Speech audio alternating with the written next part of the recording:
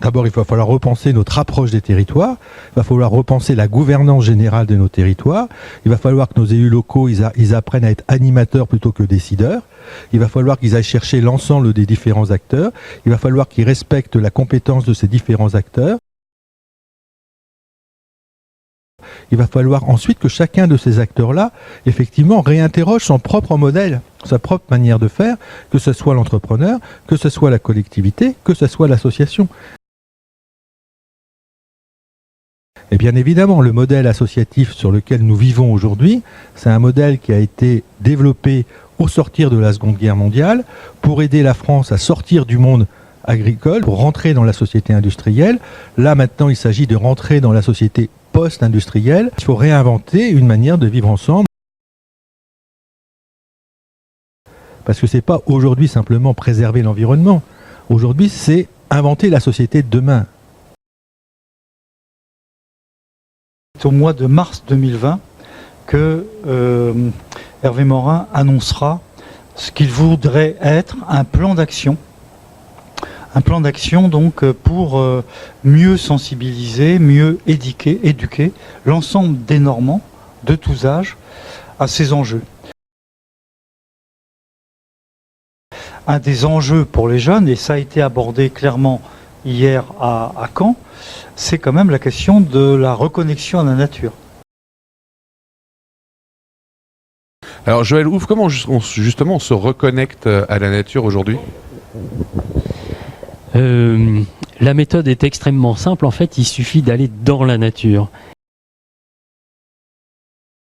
Il y a un certain pourcentage de gens bien déterminés, bien motivés pour faire bouger les choses et ça peut emmener les politiques, ça peut emmener...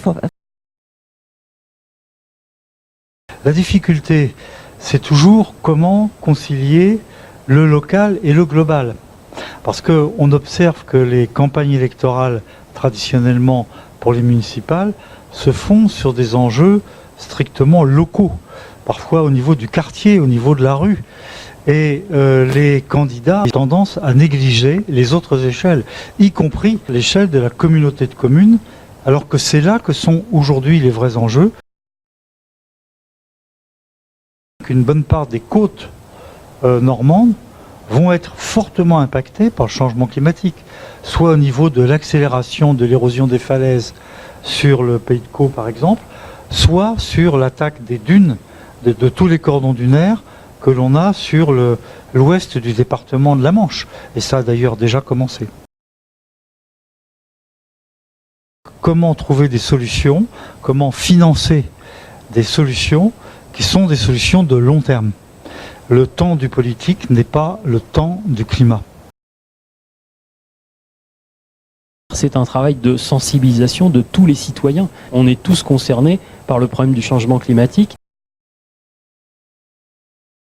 On travaille par exemple avec un bailleur social, Habitat 76, qui dans le cadre de contrats de performance énergétique doit sensibiliser, souhaite sensibiliser ses résidents sur les économies d'énergie.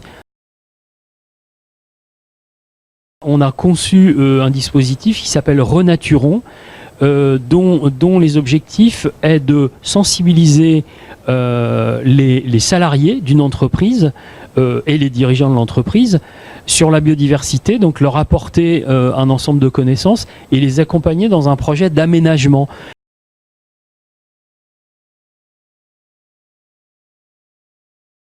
On travaille aussi avec la métropole de Rouen sur un programme de formation des intervenants sociaux sur la précarité énergétique. L'agenda 2030 et surtout les 17 objectifs de développement durable est connu dans le milieu du développement durable, dans le milieu de la RSE, surtout en entreprise, la responsabilité sociétale. Et dans le milieu associatif surtout, il est totalement inconnu. On a démontré qu'une simple association locale peut être au même niveau qu'une grosse entreprise si elle en a conscience. Et c'est probablement ce manque de connexion à la nature qui est en grande part l'explication du fait qu'on laisse notre environnement se dégrader puisqu'on ne le connaît pas. On commence à mesurer ça en se disant ah tiens oui c'est vrai, quand on fait une longue route sur nos pare-brises ils sont plus tellement sales maintenant, alors qu'il y a quelques décennies on était obligé de s'arrêter fréquemment pour nettoyer le pare-brise tellement il y avait d'insectes. Aujourd'hui aussi, la communication est très importante. Il y a encore 10 ans, on était dans une communication des ONG culpabilisante. Et le grand public l'a très mal vécu, l'a très mal pris. Et aujourd'hui, on est en train de recréer avec notamment les plus jeunes. On voit la jeune génération, la vingtaine, qui est dans l'optimisme, qui est on va faire quelque chose. Dans les 27 pays qui composent l'Union européenne, il y a un pays où historiquement c'est le pouvoir central qui gouverne, c'est la France. Tous les autres pays de l'Union européenne sont des pays qui sont historiquement décentralisés, qui sont historiquement gouvernés par les territoires locaux dans une logique beaucoup plus transversale que chez nous. Mais les municipalités qui sont autour de nous, en fait, ne profitent pas de notre expertise. Regardez votre territoire, regardez ce qui s'y passe, regardez quelles sont les expertises et prenez-les, profitez-en. On leur propose en fait de faire un agenda 2030 local.